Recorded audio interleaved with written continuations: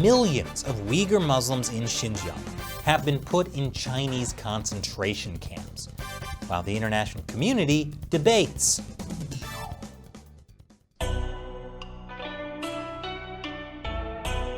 Welcome to China Uncensored. I'm Chris Chappell.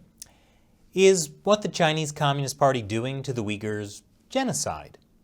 Sure, they're being put in massive concentration camps. And chained, shaved Uyghurs being rounded up onto trains sure looks bad. And of course, independent reports confirm it's genocide. The problem is, there's a lot of money to be made in China. Just look at its bond market. This is why you get companies like Apple and Nike lobbying against the Uyghur Forced Labor Act. It's hard to carry on normal relations with a country committing genocide. And so many Western democracies that say they stand for human rights are waffling about whether to label what the Chinese Communist Party is doing to Uyghurs as genocide. The Trump administration labeled it genocide. But now the Biden administration is reviewing that decision. Canada's parliament also labeled it genocide. But Canadian Prime Minister Justin Trudeau and his cabinet didn't want to. Australia and Turkey have rejected the genocide label. I mean, just because what the Chinese Communist Party is doing to the Uyghurs is evil doesn't mean it's that bad, right? We can still do business with them. Which is why today I'm having on Uyghur writer, linguist, and activist Abduweli Ayup to talk about what it was like for him inside one of these Chinese concentration camps. Thanks for joining me today. Thank you for having me. So, for some reason, there's an international debate going on about whether what the Chinese Communist Party is doing to the Uyghurs is genocide. Now, you have firsthand experience with what is happening to the Uyghurs. How did you end up in a concentration camp? It is because of I had the Uyghur mother language kindergarten, and because of this, China put me in prison. You were put in a concentration camp because you tried to start a kindergarten. Yes, it's because of we are Uyghur, and I'm going to have my Uyghur kindergarten for Uyghur kids to save their language, to preserve their language. So what happened to you once you were inside the concentration camp? When I was inside the concentration camp, first of all, raped. It happened. And then torture, with the electric stick, electricize it, and indoctrination with propaganda against Uyghur culture and against Uyghur identity and against human dignity. And this is basically how all the Uyghurs are treated in these camps. It doesn't matter if they try to cooperate or not. It's all Uyghur are experiencing like this in the concentration camp. It doesn't matter you are cooperating or not. There is less or more, heavier or lighter, but it's happening to every Uyghur who are in concentration camp right now. How do you have heavier or lighter rape? Lighter is the ones happened only once, like me, and heavier is the one who happened repeatedly. And lighter is the one happened only once or twice, but the heavier one is for a long time with different position. And mainly aim is just ruin your dignity, just ask others that, just ask other prisoners, other camps, detainees that, yes, this is the step you're going to have if you are not cooperate with us. If you are not lose your dignity, lose your identity, lose your culture, this is the ending. This is the challenge you will have. Oh, God. So what happens to the family members outside the camps? the main problem is for them because they don't know what happened to them. Like I stayed there in 15 months, and my family members don't know where am I and what am I doing, am I alive or not.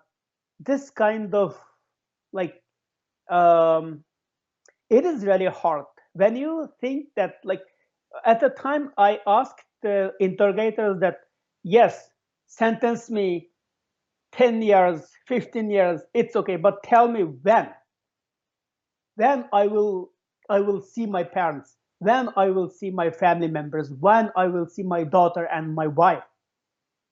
Like, there's no this kind of exact date. There is no like this exact like saying that, yes, you are this and you will have this in this amount of time. There is no this kind of like there's no rule of law. transparent something. There's like the main thing is there is no logic. There is no like specific rule you need to follow. And again, this happened to you because you tried to start a Uyghur language kindergarten. Yes, it's because of I'm going to have a kindergarten in Urumqi. I had my kindergarten in Kashgar. Did they charge you with anything? I can't imagine them charging you with trying to run a kindergarten. First of all, they charged me as a separatist, and then charged me as CIA agent, and then oh yeah, I forgot that, and then religious extremist, because of I asked the food, it is halal or not. Just one question. It's halal or not, and then like charge me as a extremist. But at the end, I haven't accepted any accusation, and at the end they charged me economic crime. It means that illegal fundraising for kindergarten. How did you get illegal through fundraising. it? Because of my my strongness, I will not admit anything. I wouldn't admit anything. I wouldn't admit any crime. I wouldn't accept any accusation. I said I'm innocent. Actually, I'm innocent. And like they interrogated me 6 months and tortured me 6 months. And as I told you, first 3 months it's horrible. It's really bad. But after 3 months, I get used to it. That electricizing or like torturing or hanging me up or beating, and I get used to it. And I try to keep my stance. I try to keep my dignity, and it works at the end. Like, yes, I'm the one. I will never obey. I will never say yes. I will never admit. God, how do you get used to something like that? You have to, because in that circumstances, there's two ways. One, keep your dignity and keep your stance. Another is follow the instruction. If I follow the instruction, I know what will happen. It's life imprisonment. And it's like terrorism or extremism or separatism. And like, because of I admitted that, like, because of I supported by Ford Foundation, Chinese government accused me as like a CIA agent. If I accepted, yes, I have done this, and I need to say more, and I need to create something, I need to make up something what I have done. And if I say yes to accusation of separatism, I will say something more. And if I say yes for religious extremism, I will say do something more. I just during the interrogation I said that I gave lecture more than 2,000 students, and they will upset and they will not happy for this interrogation if they know this. And they write it down that Abduweli created trained 2,000 terrorists. And then the next day it came to me that you said you trained 2,000 terrorists. No, I never said that. I said I gave lecture to 2,000 students. But you said that. No, I haven't. Let me to sign under the paper. I said no, because I said students, not terrorists. I haven't trained anyone to do something. I just gave a lecture. I just gave a lecture to them. Look, if I signed at the bottom that yes, yeah, that will be ending, and then I will be the terrorist. You know, to me, it sums up the Communist Party perfectly. You try to start a kindergarten, they put you in a concentration camp. So you've been trying to raise awareness about the genocide of Uyghurs. What do you think of the international response? I think that first of all, we have this recognition from U.S. government and Canadian Parliament and the Netherlands Parliament. It's good. First of all, the recognition is very important. And second, we need international action, and we need international support. I hope we will have in the future. And first of all, this recognition, this genocide, this recognition is important. And second, and if it works, if it will affect, it depends on how are we honest, and how are we integrate, and how are we take the real action. It's that step I'm waiting for. Why do you think some people, some governments are resistant to calling it a genocide? I think it's mainly because of money issue. It's a trade deal.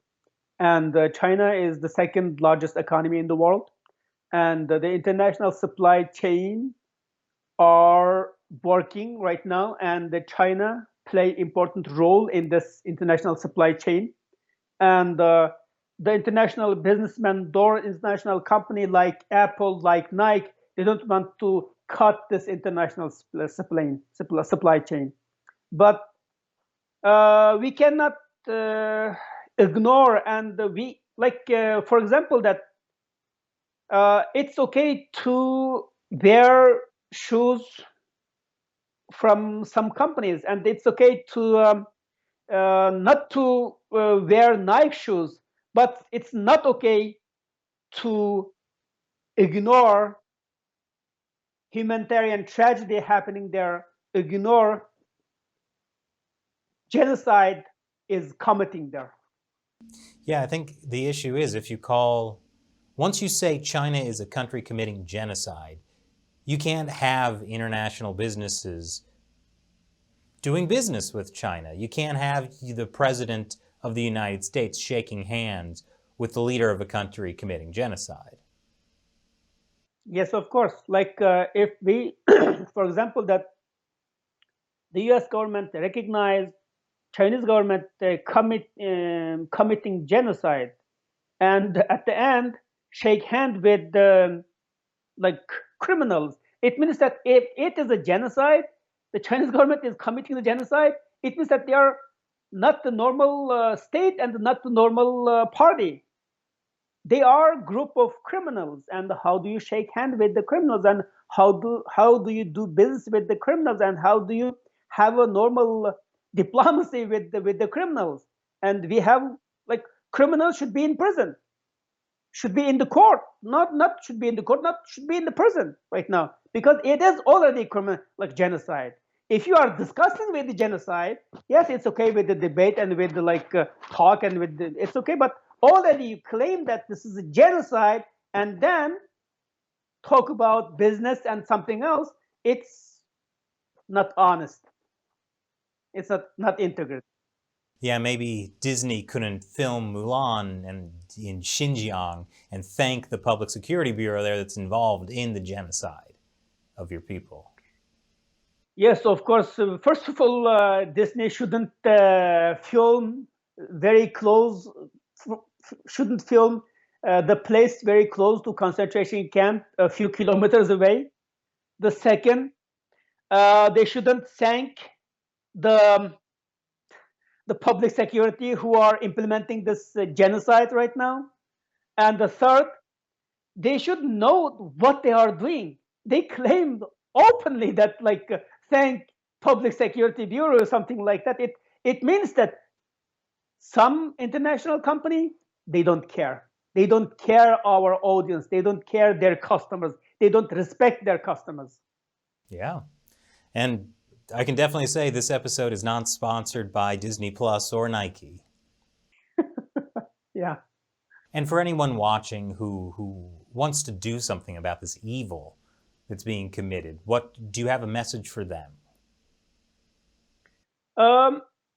We should know what we are eating. Is it related to Chinese forced labor? We should know what we are wearing. Is it related to China forced labor? And when we spend our money, is it related to supply chain connected to Chinese forced labor? Now I can say that it is a big economy, and the Uyghur forced labor is everywhere, not only in our hometown. In every Chinese provinces, we have Uyghur forced labor. So it's impossible to say that this product related to forced labor, this product is not. Actually, all related together. They are connected. So we should think that what we are buying, it means that we are feeding the Chinese atrocity, and we are supporting Chinese government committing suicide. So we need to be aware of it. 100% agree. Thanks for joining us, and thank you for keeping up this good fight. Thank you for having me, and thank you for Make Uyghur Arrangements. And if you'd like to hear more from Abduweli Ayup, check out the interview we did with him on the China Unscripted podcast. I'll put a link to that below. Thanks for watching. It's important people learn about what's happening inside China, so be sure to tell your friends and family. Once again, I'm Chris Chappell. See you next time.